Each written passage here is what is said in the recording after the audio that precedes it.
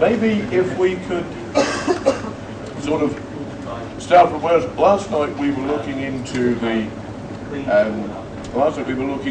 kind of Halloween type mysteries, whereas today I wanted to move outside that framework into, you know, more general mysteries and unexplained phenomena. That wonderful word we were having a joke about a minute ago, anomalous phenomena. And it's one of the things, because I have the very great honour and pleasure of being president of ASSAP, which is the Association for the Scientific Study of Anomalous Phenomena. Whenever they ask me to come in as a guest speaker on the show, it always causes problems for the anchor man or lady. What is that group you're in, Lionel? Association for the Scientific Study of Anomalous Phenomena. And I nearly break into the Gilbert and Sullivan model of a modern Major General. So, anyway, what are these anomalous phenomena that we've investigated? And I'm basically one of dear old Charles Fort's disciples, in as far as he said, there is nothing so strange, so ludicrous, so apparently impossible that it is not worth investigating. So don't turn away from it just because it seems so totally silly that it's not worth your while looking. But he also said, neither is anything so completely, utterly, and absolutely proven that even 2 + 2 = 4 can be re-investigated by a modern experimental mathematician. So, in other words, there is nothing so apparently firmly secured in reality that we can't question it. And neither is there anything, if we looked out of the window and saw 3 mermaids with pink tails singing to a merman, we haven't got to say, oh God, I'm not drinking that again. So we look at everything in between those 2 extremes. And another of the basic factors that I find useful in trying to do an objective investigation of the paranormal and the anomalous is to pick up, dear old Bob Rickards, when he was editor of Fortean Times, used to say, Bob was something of an expert on phenomenology. And what he called phenomenology was, if we look at a group of friends sitting down here in the Fleet this morning, this is solid concrete reality. The table's real, the drinks are real, the books are real, the people are real. We're all right at that end of the scale. At the other end of the scale is a sort of Edith Blyton type story in which a little boy is invited to go into a magic chocolate boat down a river of blancmange in which fairies are swimming. And you say, okay, that is pure, utter, absolute fantasy. So you've got the 2 ends, the reality and the completely made up fantasy. And then, said Bob Rickards, there is, in the middle of this scalar quantity, is it in the middle of that, we have phenomenological reality, in which the blessed thing is there sometimes and not at others. And he uses that as a possible explanation for why the Loch Ness Monster is seen by apparently reliable witnesses on one occasion and not on others. And so for Bob, what are phenomenological objects or events? Are things that can appear sometimes, but not, they have a kind of quasi-reality. And so we have complete reality like us sitting here. You have the chocolate boat going down the Blancmange River towed by fairies. And then in the middle, there's something like dear old Nessie or the Mothman or the Owl Man of Morden Wood, who will appear sometimes to a reliable witness, but not at others. Then, of course, we can go off from there to say, oh, are we going down a probability track? Have we got something here that is so strange? It's one of those worlds of if, for want of a better name. And I like to, as from that foundation of a combination of Bob Rickards' ideas and Charles Fort's ideas, I love to go into the investigations of these bits and pieces. And One of the most curious was the one that we went to investigate on Barbados, where the coffins moved around. And in the Chase Elliott vault, there are two things about this Barbados vault which I always find absolutely fascinating and irresistible curiosity rousers. From about 1809 to 1820, every time a member of they were members of the plantocracy, they were the Chase Elliots on Barbados at the beginning of the 19th century, every time one of the Chase Elliots died and was laid to rest in the Chase Elliott tomb, the other coffins had moved. Now, because of the tropical climate, these were not the ordinary wooden coffins that we're familiar with. These were lead cased, and they weighed the best parts of, well, some were a ton. It would have required, 8 of us, four aside at least. We might just have got it up. We'd have needed more than that. We'd have needed a dozen people to move one any distance. They were that heavy. Now, I have some minor practical experience of how many people you need to lift a thing of that weight. Years ago, when we lived in Norfolk, I was the organiser of the county under-18s chess team. I played for the adult team, and I was also responsible for organising the under-18s, who were nearly always prawny sixth formers. And we used to go down to London once a year, where we played in the Southern Counties Chess Union, and we didn't do too badly. We finished up about halfway down the table, which I thought was pretty good for a rural county up against all the metropolitan counties with a bigger population. And we were playing. John Lewis is in Oxford Street, very kindly allowed the Southern Counties Chess Union to have a room for the games. They laid on refreshments, generally promoted and hosted the junior chess. And we parked the back of John Lewis's. There was a little sort of parking road, rather like the one at the hotel here, where you go round the back. And of course, I had driven the minibus up with a dozen or so of my young chess players in it. And when we finished our match and rather wanted to get back to Norfolk, somebody had parked his car quite deliberately right in front of us so we could darn well move.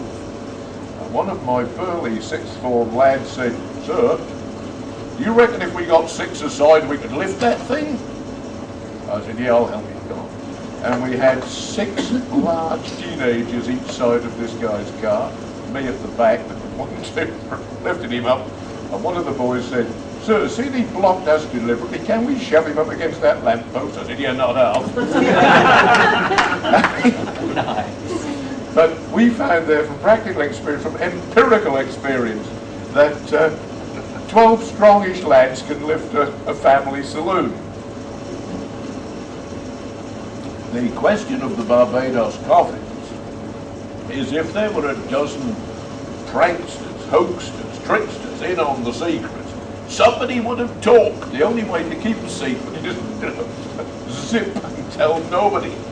But the Barbados coffins moved time after time after time, with the exception of one, which was a wooden coffin. It had belonged to a lady whom it was felt probably committed suicide, but as it was a little bit doubtful, they had allowed her to be buried in the tomb with the others, but it was a cheap wooden coffin, not very expensive lead ones. Funnily enough, it was that one almost flimsy wooden coffin, which would have been much easier to move, that didn't.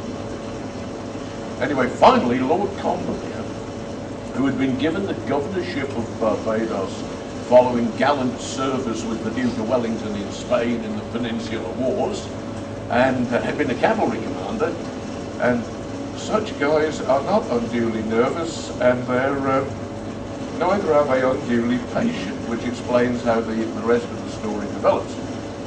Combermere had then heard so much about these moving coffins, stories of the moving coffins, and all the embroidered fantasy tales that were going with them, that he called in the Reverend Father Alderson, who was the Vicar of Christ Church in Oistins at the time, and said, I want to seal this vault next time there's an interment. Called in a couple of professional stonemasons who checked all the coral stone blocks. Now, to actually get to the vault, you had to go down a flight of steps, just the top of it. Imagine that the table is ground level, then the vault would have been about that far above it, and you go down the flight of steps to get to the door of the vault at about 8 feet below ground level. And Combermere really went to town on this. The first thing he did was to, as it have all the stonework, coral stones tested, so there were no loose stones, no secret entrance or anything. Then he had the floor sanded with a white coral stone sand, so that it would show any drag marks, footprints, whatever was going. And finally, he had a whacking great slab of blue Devonshire marble lowered over the entrance, almost like the lid of a trapdoor. He had it cemented into place, and then he invited, as had we been citizens of Barbados at the time, he would have said, would you, sir, would you, sir, would you, madam, would you, sir, come and make a mark in the cement, so that only you will know what the mark is. So some with signet rings, some made initials, whatever. And the thing was sealed and signed. And of course they all watched very anxiously to see how healthy the Chase Elliott family was. Very disappointingly, nobody died. Nobody even became ill. Combermere, as we said, was a cavalry commander, and he couldn't put up with that. No, he said, I can't wait for anybody, I can't wait any longer, that's 3 months. Father Alderson, I want to open the vault. Very well, you're the governor, you go ahead. So Combermere duly has the seals broken, he has them inspected, then he has them broken. Up comes the big marble slab. Took 4 men to lift it, one at each corner, big slab. And what do you think was immediately underneath it on the steps? 3/4 of the way up the steps was a big lead coffin, as if it was trying to get out. So Combermere, not an unduly nervous man, turned to the priest and said, Father, I would like everyone out of here in separate graves all around your churchyard, and we leave this place open on my authority forever. Well, it's nearly a couple of 100 years since he gave that order. But when we went over there, we got a commission from the Beeb to make a documentary. And we actually stood, it's still wide open, we stood there and we made the documentary. And we didn't feel anything odd or peculiar, but this is the sort of corollary to the story. We had a very good friend, Simon Profert, who sadly is now passed over. But Simon and his partner had been invited to Barbados to attend a wedding. And having heard, having shared our interest in things weird, spooky and paranormal, Simon and his partner went to look at the Barbados tomb, famous Oistins tomb. His partner, Pam Wilson, was a psychic artist, very sensitive and a truly reliable and what I would call common sense medium. Simon said, I want a photograph. Come on, let's go down and take a picture. And Pam said, there's no way I'm going down there. I don't know what it is, but I don't like it. There's something horrible down there. Simon said, incidentally, he was a funeral director, so he wasn't a man who was easily put off. Went down steps, smiled up the steps at Pam, who had the camera, one of those, hello, we're on holidays, little grins, you know, with your hand in the air. Well, there were 32 exposures on that film. 31 of them came out perfectly normally, and the one where Simon was on the steps with his hand in the air, there was just a sort of blur around his head, face and hand. They took it to be computer enhanced. They had a friend who was very much into that. And when the computer enhancement came out, where Simon should have been standing during the holiday wave, there was a skull with what looked like, you know, in Great Expectations, Miss Havisham's long neglected wedding feast. But it looked like her wedding veil streaking out behind this skull. And it was what the Victorian spiritualists would have referred to as ectoplasm. There was this ectoplasm streaming out behind a gold skull. Well, once Simon and Pam had seen that, he could fully understand why she hadn't wanted to go down there. One of the weirdest photographs I've ever seen. It's in one of our books. He gave us permission to use it. I'm not sure which one it is, but you can find it in due course. I know it's probably the world's most mysterious places. And anyway, that's the basic story of the Barbados vaults. Nobody knows why the coffin. Floodwater was ruled out because there was no sign of any. Besides, it's 150 feet above sea level. When you go down to Austin, where it is, Christchurch is on the top. There's about 150-foot slope at something like 40, 45 degrees down to the fish market at the bottom. And floodwater can do funny things, but it's very unlikely to have come up through circuitous pathways to this one vault, floated the coffins. Incidentally, some of the other researchers have actually filled a lead coffin with meat from the butchers and floated it in the sea. You put the equivalent of a human body weight of butcher's meat in the coffin, and it will just float. But like an iceberg, it's sort of, 99% of it is underwater. You've got to have really deep water. There was no way that tomb could have held water to that depth or swirled around and moved.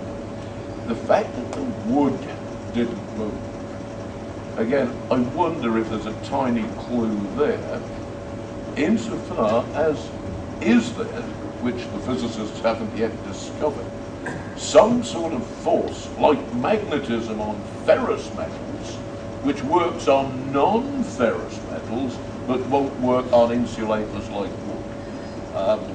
I don't put very much investment into that idea, but it is a possibility. It's one of the only tiny clues that we've got. So much for the Barbados coffin mystery. And anybody who's got a Caribbean cruise coming up in the foreseeable future, do go to St. Austin's, do go to Christchurch, have a look at the tomb, and well, maybe take a couple of photographs and see if you get a spooky one like Simon did.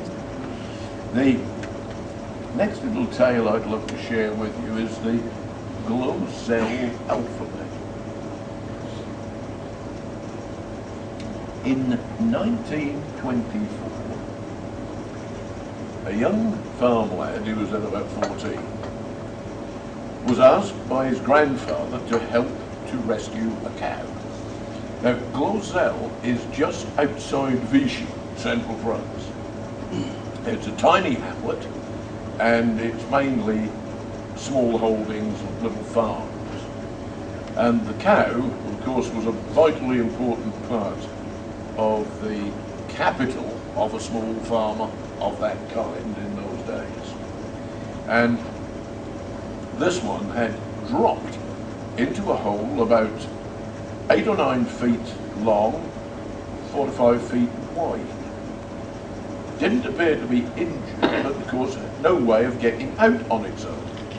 So young grandson, eager to prove courage and manhood, says, "Certainly, Grandad, I'll go down." Takes some webbing, rather like deck chair webbing, works it under the cow, up the other side, in come all the friends and neighbours to help, and pulling gently on the webbing, up comes Claribel, and goes wandering off in search of more buttercups and clover, and is fine, no injuries. But the young lad, Emile Radin, calls up to his granddad, "May I stay down here? There are lots of strange objects hidden in the walls." "Of course you can," said Grandad. "Take the morning off, do whatever you like, son. I owe you one. You've done a great job saving the cow." But what the boy found in these little niches in the walls, first of all, that the walls were glazed as if it had been a medieval glass kiln that someone built, and that there were little niches and alcoves, and there were prehistoric figurines like the Venus of Willendorf. There were carved antlers, there were carved bone statuettes, hand axes, flint arrowheads. The most intriguing thing were the carved clay tablets, the inscribed clay tablets. A language that nobody has ever been able as yet to translate. A real mystery. So the lad brings all these up, baskets full of this stuff, puts them in one of the outbuildings of the farm. The family had a friend called Dr. Morley, who was an amateur archaeologist. They asked Dr. Morley to come and have a look. He's a medical doctor, archaeology is a hobby. So he comes to have a look, and when he's having a look, he said, "This is amazing. I've never seen some of this stuff before. It's fantastic, and I can't read that alphabet. I'm going to call on Professor Capitan at the Sorbonne," because Professor Capitan was then regarded as the leading French archaeologist in the establishment. He comes down and he gets even more excited than Dr. Morley. "It's wonderful, it's marvellous, it's going to put France on the archaeological map as it's never been before. This could be one of the greatest discoveries of all time," and so on and so on. Then he says, "And you know what academics are when it comes to getting your name on a paper? Oh, Dr. Morley, would you be kind enough just to write this all up for me and send the report to me at the Sorbonne?" And Morley's mind was going round, tick, tick, tick. He said, "Yeah, Morley does a month's work writing up the research paper, goes up to Professor Capitan, and it comes out as amazing discovery at Glazel by Professor Capitan, tiny letters at the bottom, acknowledgements to Dr. Morley for his assistance." "Ho, ho, ho," says Morley, "I'm not having that. He wrote the research paper, he published it." Capitan went ballistic. He came racing down again to Glazel, looked at the things which he had previously said were the most wonderful as yet discovered. "It's all rubbish, it's a hoax. That French farmer has made all these just to attract people to the farm as tourists. Complete nonsense. I'm surprised at you, Dr. Morley, that you were taken in by the rubbish." And he storms off back to Paris. The battle between Morley and the Fradin family on one side, and the French archaeological establishment led by Professor Capitan on the other side, raged right through, this was 1924, raged right through the Second World War. It was as if Hitler and his problems were minute compared to the battle for the truth about Glazel. In 1975, Trish and I went over there to examine it at first hand. The first thing was that nobody among the young taxi drivers at the station had heard of Glazel. I thought, well, this is either my French, which is so bad they don't know what I'm asking, or, and it wasn't that bad, or, you know, I've got the place wrong, maybe it isn't near Vichy. Finally, when we were just not knowing what to do next because none of the taxi drivers had heard of it, an old taxi driver sauntered across from the bistro where he'd been enjoying his coffee and cigars and brandy, wonders what this English couple are doing to upset his boys. He was a sort of father of the taxi drivers. And I said, "Monsieur, est-ce que possible? Vous connaissez le petit ville du Glazel?" "Ah, Glazel!" He grabs us, one in each hand, pushes us into his taxi before anybody else can get the job, because he realised it was an all-day fair. And he whisks us away under the noses of his young assistant taxi drivers, and we got to Glazel. Now, I digress at this point. It is important for the development of the story, but my grandmother was a Norfolk blacksmith's daughter, and like most Norfolk ladies 100 and odd years ago, she was an expert in making very powerful, very rough homemade wine. And from being a toddler upwards, when Granny was looking after me, if I didn't go to sleep, apparently, she'd give me a couple of glasses of this, and then I was a very good sleepy baby and easy to look after. But I developed a taste for rough homemade wine from my earliest youth. And we get to the farm at Glazel, and there is a farmer, looks as if he's in his 60s, pitchfork in one hand, overalls. And I said, Monsieur, is it possible to look at the mysterious artifacts that were found here? And he puts his pitchfork down, huge smile, slaps his chest. C'est moi! Je suis Émile Fradin! Je découvre les objets mystérieux! Vite, avec moi, avec moi! So we left our taxi driver there with his meter ticking away happily, sort of rubbing his hands and working out how many francs this visit was going to cost us.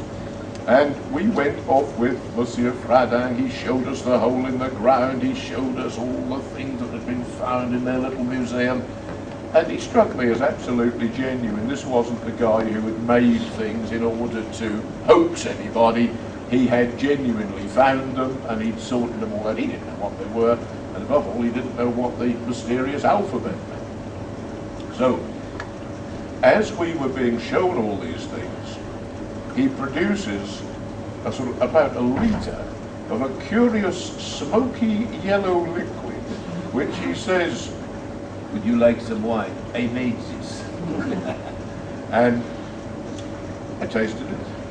It was almost identical to what my grandmother had made. I liked it. Yeah, very good. Oh, have some more.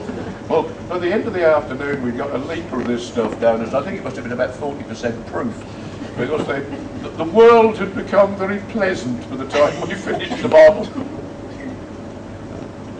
So we endeared ourselves to him by enjoying his homemade wine. And he showed us all that there was to be seen of the mysterious artifact that he'd found in this mysterious chamber. And we, when we wrote him up, and when we talked about him as we are at our session today, came down on his side. I said, well, whatever that stuff was down there, he hadn't faked it. I'm on the side of the Fradins rather than on the side of Professor Capitan and the establishment. And then, as we know, there was a discovery simultaneously at the University of Edinburgh and the University of Copenhagen. It was thermoluminescent dating, and it works for ceramics and clay, whereas the carbon dating is okay, provided that the thing was once alive. You can use wood or animal remains or ancient fossilized, as long as there's something there that was once carbon-based. But if there was no carbon-based, you can't use your carbon dating.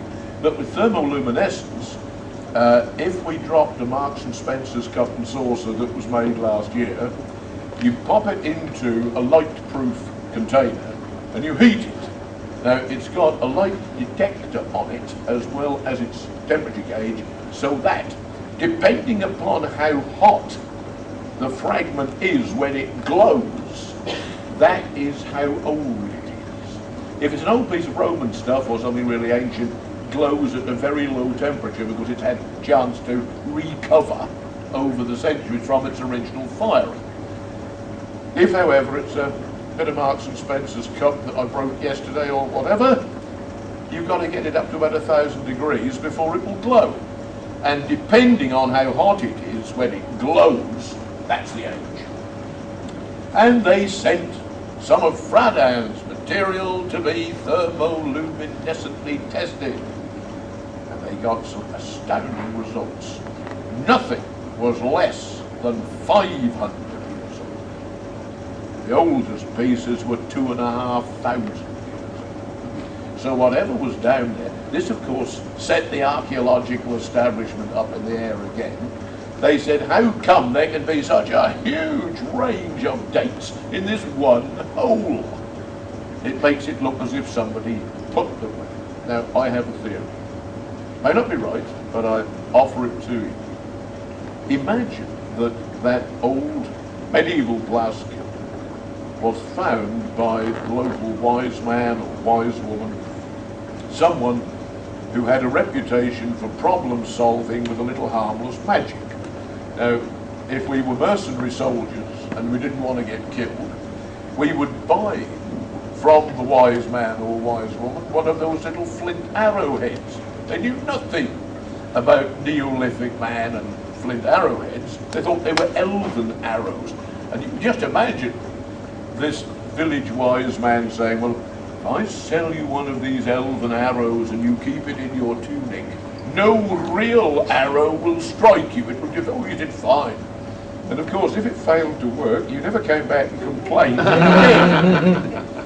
And the other great thing which I think they would have found a market for is the young man who's seen the beautiful lady, wants her to marry him, wants her to fall in love with him, goes to the wise man and the wise woman and says, do you have a magic spell which will make Lucette fall in love? Oh yes, yes.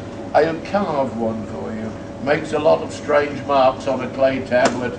Keep that next to your heart. Yes, thank you, I will. And if, armed now with a new confidence, he feels able to approach the lady that he would like to go out with, sometimes confidence is a main factor. He's, you know, I think you're beautiful. Would you like to come out with me? Gosh, she says, nobody's ever said that to me before. Yes, I think I would, thank you. And he goes rushing back to the wise man and says, it works, thank you, thank you. So, either as love charms, love filters, or as protection against injury in war, all these jolly little gadgets were around there. Perhaps the wise woman was even selling those, you know, those little Venus of Willendorf who is heavily pregnant. And if you want a family and you haven't got one, have a Venus of Willendorf and stand it on your mantelpiece for a couple of weeks and see what happens. Like the Cern Abbas giant, which is supposed to have similar good effects. So you have this, as it were, store of, inverted commas, magical equipment here in this old glass kiln. Now, we are living in the days, if this wise man or wise woman was operating there about 500 years ago, of the Inquisition.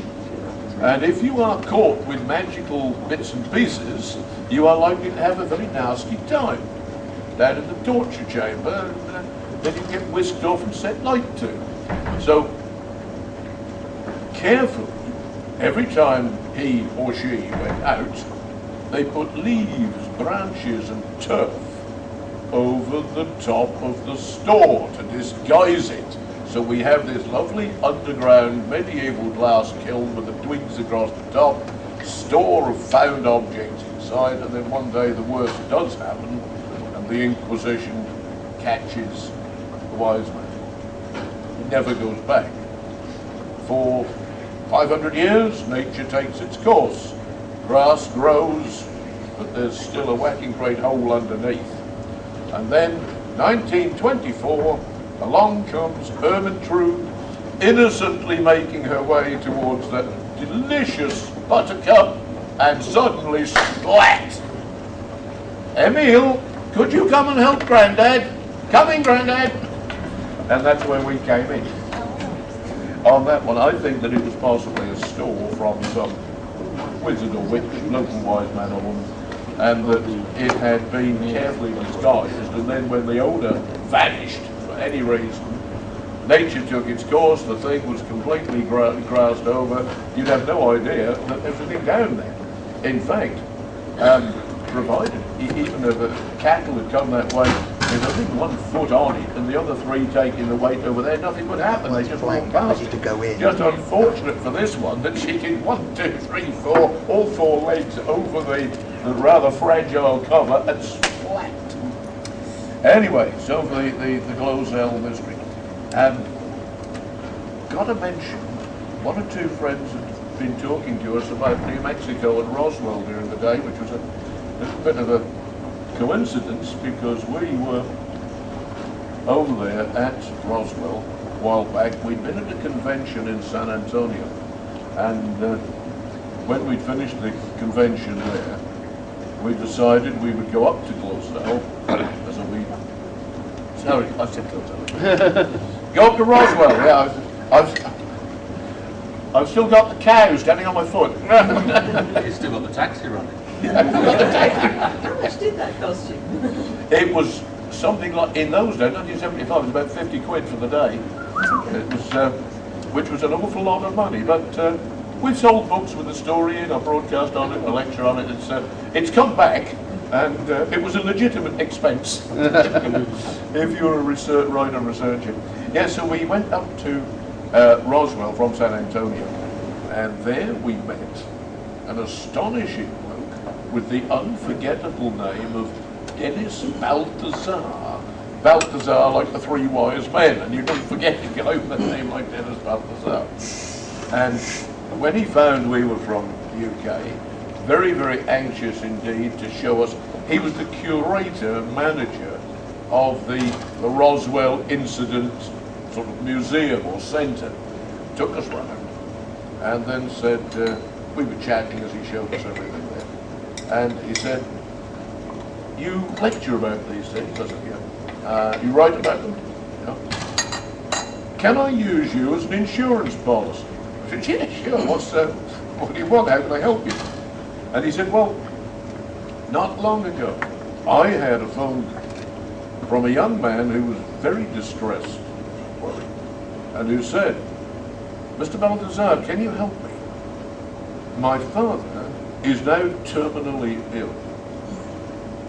As a young man, he was a security guard when the saucer incident took place, when the Roswell incident happened. And he said, he has been silent about it, but now he's desperate to talk. He said, doesn't want to go out, knowing he's only got a few weeks to live, but he doesn't want to die without telling this episode. The episode was, according to the guy who phoned Dennis, that his father, as a young security guard all those years before, had seen some very sinister government officials, federal officials, leading a live alien by the hand and carrying a dead one. And they turned to him and said, if you ever breathe a word of this, we'll not only kill you, we'll wipe out your family as well. Keep your mouth shut, boy. And he said, for the sake of the family and everyone else, I've kept my mouth shut for 40 odd years. But he said, I can't die without telling that story to somebody. Right, said Dennis, I want to come and see your father. I don't just want it from you as his son. I want to see him and get it from him and, photograph him, video him, let's get it. He heard nothing, and 2 days later, the same young man who told him about the dying father and the two aliens, forget I said anything, Mr. Balthazar, please, for both our sakes, say nothing about it. I think there's a mistake, I shouldn't have... And he said, I never heard from him again. And he said, my feeling was that he was telling me the truth, and that something had terrified him. And he'd had a similar threat to the threat that was levelled against his father all those years before.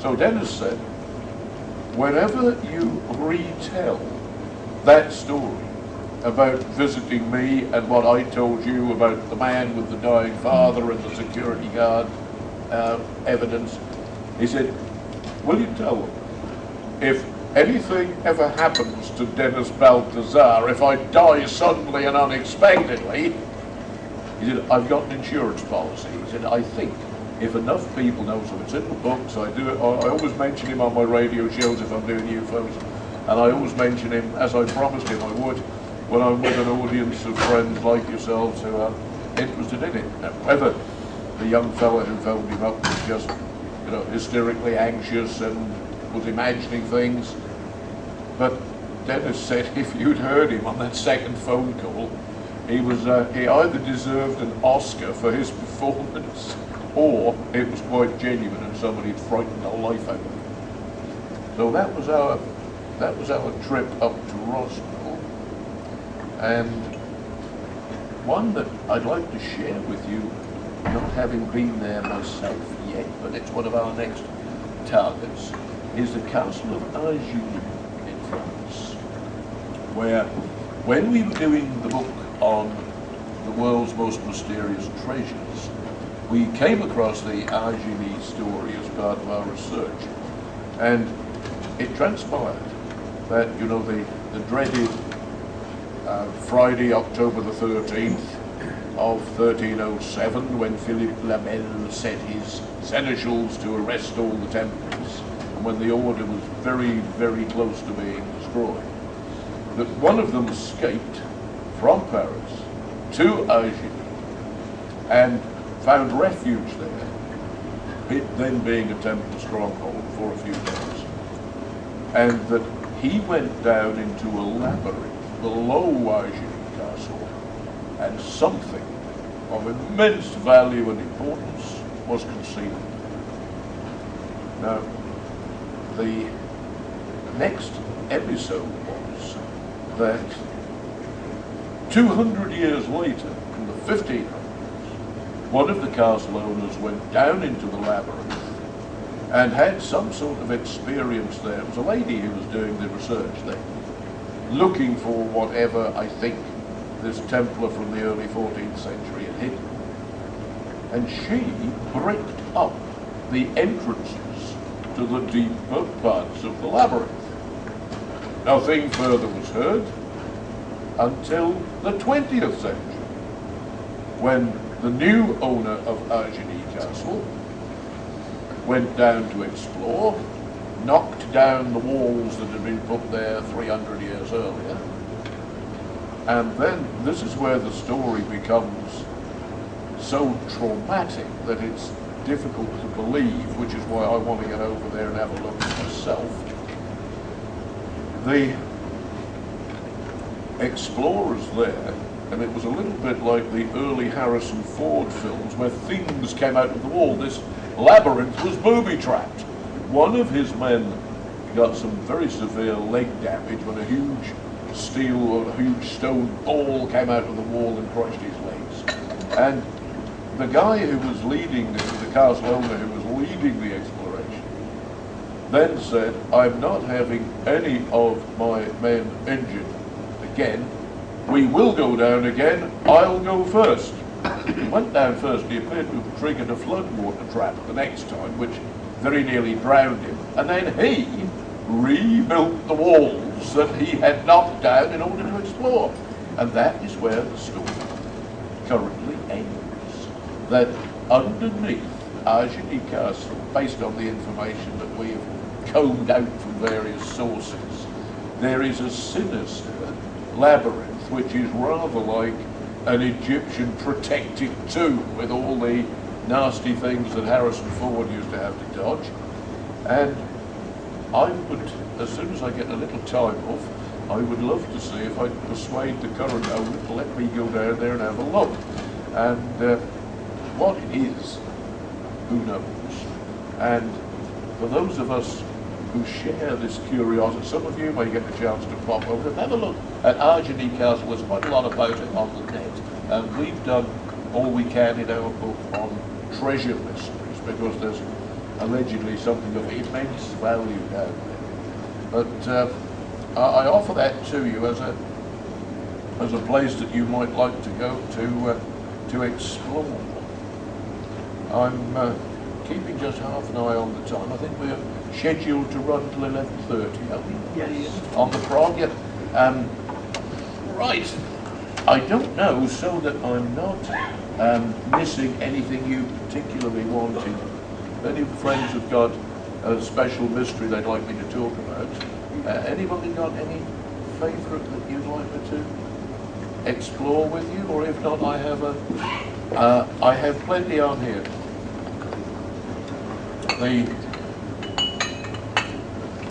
The next one of great interest and total mystery, still unsolved, is that Oak Island money pit, where we have been many times, became very close friends of Dan Blankenship, who is still trying to get the treasure out. But if we started at the beginning, in Mahone Bay, on the Atlantic seaboard of Nova Scotia, there are over 300 small islands, and it's near the little village of Chester, which is a fishing village. and it's about 100 miles south of Halifax on the Atlantic coast of Nova Scotia. And in 1795, 3 young lads, Smith, Vaughan, McInnes, took a day off, and life in the 18th century in Nova Scotia was very hard work. You could either be a fisherman, or a timberman, or a farmer, and it was very heavy manual work, whichever one you selected. So the 3 boys, enjoying their day off, paddled out to Oak Island, which was about a mile long, half a mile wide, and in their day was covered in oak trees.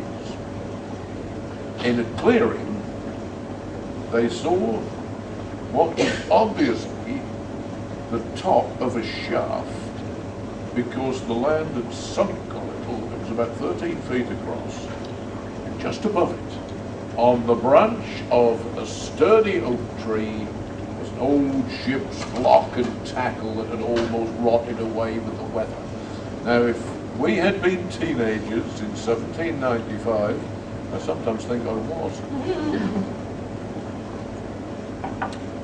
our first thought would have been pirate treasure. So the lads paddled back home, came back with picks and shovels, and started to dig the soft earth. Now, they discovered something almost immediately, that the sides of the shaft they were trying to excavate were brick-hard clay. But the stuff they were digging out was soft, loose backfill. It was quite obvious that somebody had dug it. It wasn't a natural feature. And they could still see the marks in the walls of the picks and the shovels of whoever had dug that way before they got there in 1795. Well, they got down 10 feet. This is their day off, remember, and they're now digging like bowls to get this, whatever's down there. They believed it was pirate treasure. They got down 10 feet, and they found a platform of oak logs set horizontally across the shaft. The treasure must be under here. So they dug, and they dug. They pulled out the oak logs, and there was only more soft backfill. No treasure. They went down. This is 3 teenage lads. They went down another 10 feet. They got a 20-foot hole now, and they hit another platform of oak logs, and by this time, sun was setting. They'd had enough. And they said, no. They got the second lot of oak logs up. There was only more soft backfill. They gave up, went home, and a while later, an adult expedition came out to see what was at the bottom of this amazing shaft on Oak Island. Well, with a large adult expedition, plus horses to drag the soil away, they got down to 100 feet. And every 10 feet, still had a platform of oak logs. 10-foot inches. And there were things other than the oak logs. There were, in some places, layers of charcoal. Then they found layers of caulking clay of the kind that you use to make a boat waterproof in those days. So you've got charcoal and the waterproofing clay and the oak logs. At the 100-foot level, the guys at the bottom shouted up, "It's getting damp underfoot." And the blokes at the top said, "You'd better come up." Up the ladders they came. They decided to leave it for the night. It was dark. In the morning, they went to examine the pit, and it was 60 feet deep in water, which was slowly rising and falling with the Atlantic just outside. Now, for 200 years and more, one expedition after another has tried and failed to beat the original diggers. It's astounding that with all the modern kit we've got, and with all the money that's been poured into that exploration, if you look at the Oak Island website, if it's a story you care to pursue, you'll find all kinds of theories, all kinds of things have been tried. When we were over there on one of our many visits, talking to Dan Blankenship, who was running the exploration, and still there, Dan said, I'll show you a film. And he had sent a camera down into not the main money pit, which the boys had found, but he had dug another shaft called Borehole 10X. His plan was to get down there and then cut across horizontally and try and beat it that way.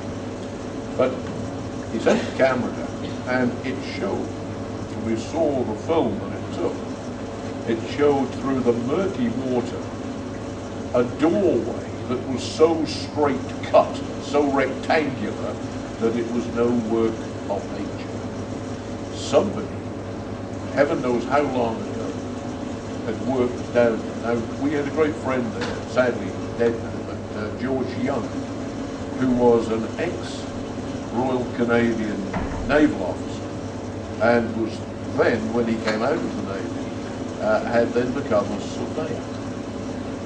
And so he was an expert both on ocean currents and sea levels and things of that kind, with his naval officer's experience and training. But as a surveyor, he knew all about the landforms on Oak Island. And in his opinion, the water level had risen in that part of the Canadian coast over the centuries, so that when somebody originally dug that shaft, it had been only just above sea level at the bottom. And when they'd cut through, made their labyrinth, done all the things that they'd done, hidden whatever they wanted to hide. And then we get these intriguing things where, although nobody got anything out of it, nobody got down and beaten the floodwater, they did send a drill down with a pod auger on the far end. And what the drill tracing showed was 4 inches of spruce, and then it dropped through empty space.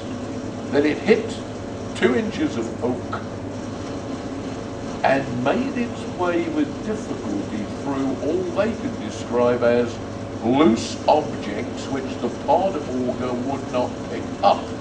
It then went through a further 2 inches of oak and a further 2 inches of oak.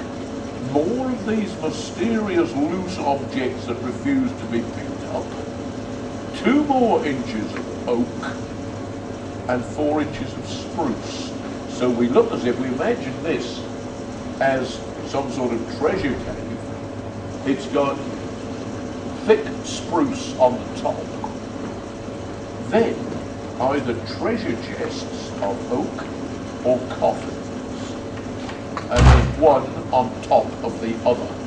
So you go through the oak lid, you go through the loose stuff for 18 inches, you go through the oak base, through the oak lid of the one that's underneath, more of the weird loose stuff that will come up, frustratingly, more oak, base of the second one, and then more spruce. So here's our spruce treasure chamber with either 2 coffins or 2 treasure chests. Now, there was a bit of a villain with one of the expeditions, a guy called Pembroke, and he, one day, was the drill foreman, and he took something off the end of the drill, looked at it, put it straight in his pocket, not knowing that he was being observed by one of the guys who was a shareholder in that company.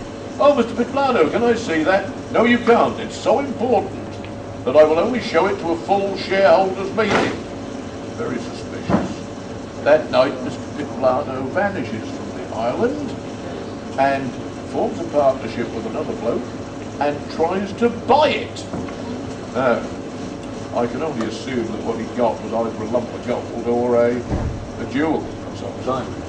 Unfortunately, after he'd left the island and the unsuccessful attempt to buy it, he was killed in a railway accident. So nobody knows what Pembroke found. All very, very mysterious. And when Pat and I were there on one of our many trips, we were walking on what the researchers have found to be an artificial beach. It's over 200 feet long, and it's been done with big stones and with a sort of very strong decay-resistant grass, like marram grass, so that it won't allow the sand to go through and silt up two tunnels which were immediately beneath it and which led down at about 20 degrees all the way to the floor of the money pit. Now, I don't know whether when you were kids, and this will ring a bell to your memories, but I have distinct memories as a child playing in a big old-fashioned bath which my parents had, and there were glasses in the bathroom for, you know, cleaning your teeth or whatever.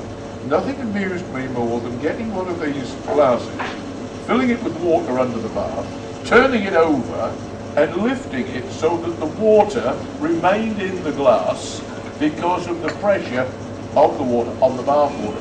I would think this was some sort of minor miracle. How on earth did the water stay up in the glass? I was about 5 at the time, fascinating time. And if, of course, you broke the seal and popped a finger into the bottom of it or just lifted it a tiny bit out of the water, all the water poured out again. Now, I think that the guys who developed the flood tunnel booby traps had done it in the same way as a kid with a glass in a bath. That provided you didn't break the seal, the air pressure would keep the water up and out of the way. But once these guys who were doing the exploring went through the clay and the charcoal, which were acting as the seal, woof, and down comes the water from the two flood tunnels. So what theories have we got? Somebody with extremely clever architectural knowledge, somebody who understood hydraulics, dug that shaft for one of two purposes. They were either protecting the grave of someone who was extremely important to them, and those two boxes were coffins, or they were protecting a treasure that was vitally important.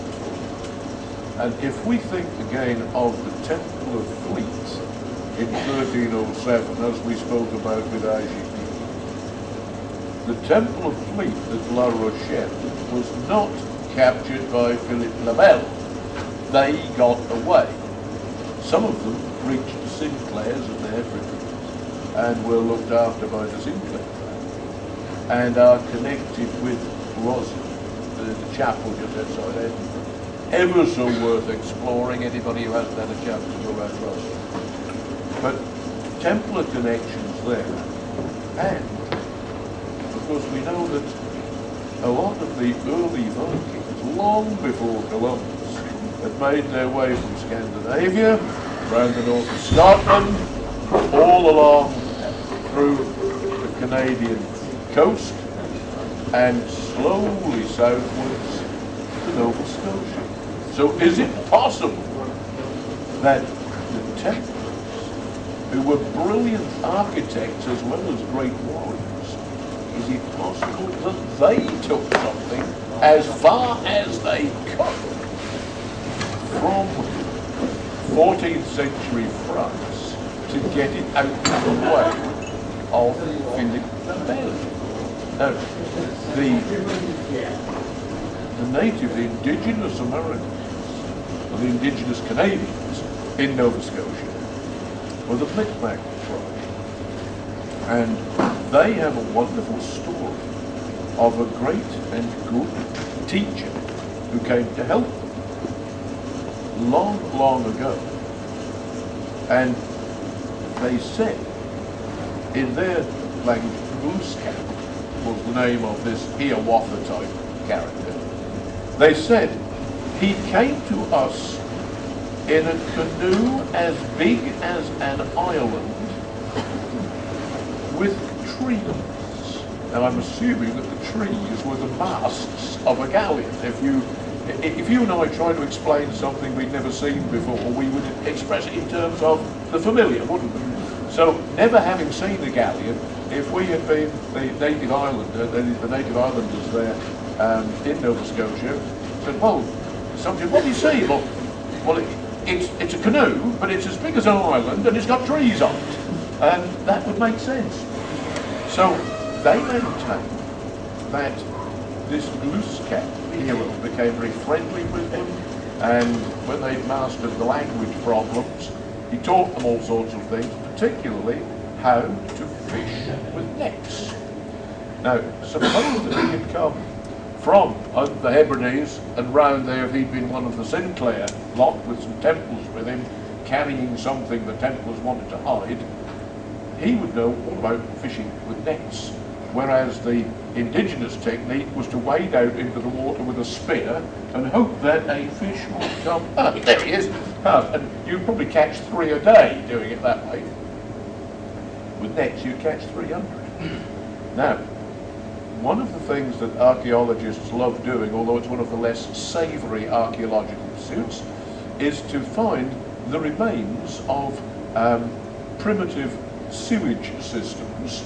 And what had been found among the archaeological discoveries in this area of Nova Scotia was that there had been a very dramatic improvement in the diet, because the excrement left after about 1400 contained far more fish remains than it had before. So it does rather look as if somebody had come and taught these guys how to fish with a net, and they were duly grateful to him. But what if it was a Templar party? They would have had the discipline to work together to dig a shaft of that magnitude. What on earth did they want to hide down there? Was it something that must not fall into the hands of Philip le Bel?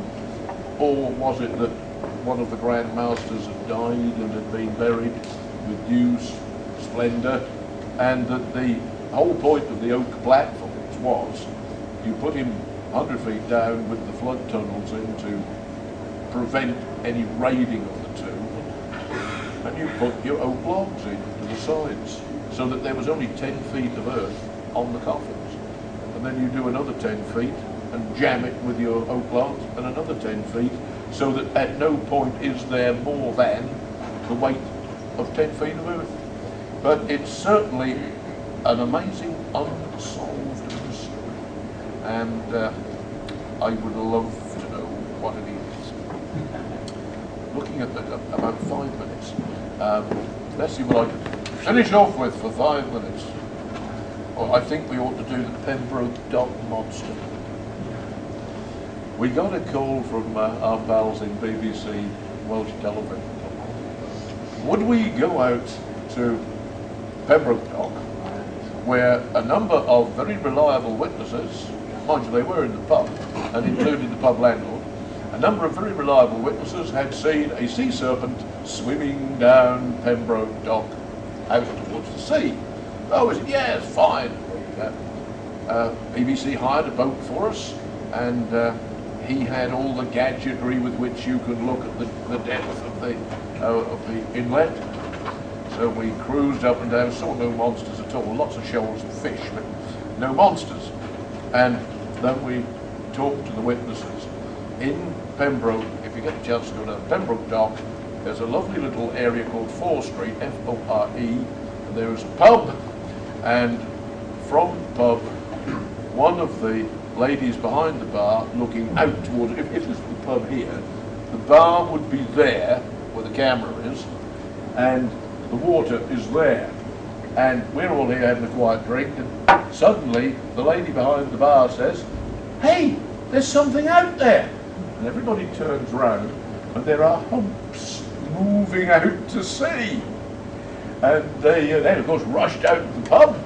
Lo and behold, there were the humps.